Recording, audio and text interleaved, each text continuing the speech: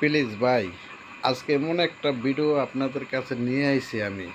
এই ভিডিওটা দেখলে আপনাদের জীবনটা পুরো পাল্টা যাবে। যেই কথা জীবনে না শুনছেন, আজকে সেই কথাগুলো শুনবেন।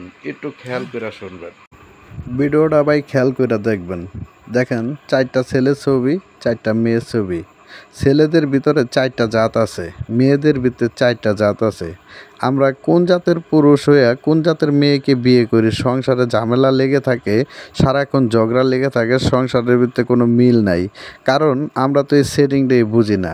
যেমন ধরেন, 4টা ছেলের ভিতরে 4টা জাত। জাতরা হইল গিয়া অশ্বগণ, দেবগণ, রাক্ষসগণ, পুরুষগণ। এই 4 জাতের ছেলে আছে। আর মেয়ের ভিতরে 4টা জাত আছে: হস্তনী, পদ্মিনী, শঙ্কিনী, চিন্তামণি। এই মেয়েদের 4টা জাত। এখন কোন ছেলের সাথে কোন মেয়েটার বিয়ে হলে সংসারটায় মহাব্বত বাড়বে? হস্তনী জাতের যে মেয়েটা আর দেবগণ জাতের যে ছেলেটা, এটার সাথে বিয়ে হইলে কি এই মিল মহব্বত বাড়বো না ঝগড়া বিবাদ লেগে থাকবো? এটা আপনারা বিবেচনা কইরা পাইবেন না বুঝা। আগের দিনের যদি কোনো লোক থাকে, জ্যোতিষী বা আপনাদের গার্জিয়ান, বুড়া দাদা নানার কাছে, এদের কাছে শুই না বিয়া করবেন। আর আপনারা কি কইরা চিনবেন যে কোনটা পদ্মিনী মেয়ে, কোনটা চিন্তামণি মেয়ে, কোনটা শঙ্কিনী মেয়ে?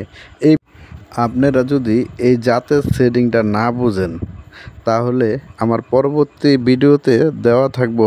আপনারা অবশ্যই শেয়ার কমেন্ট করবেন আর আমাদের পাশে থাকবেন।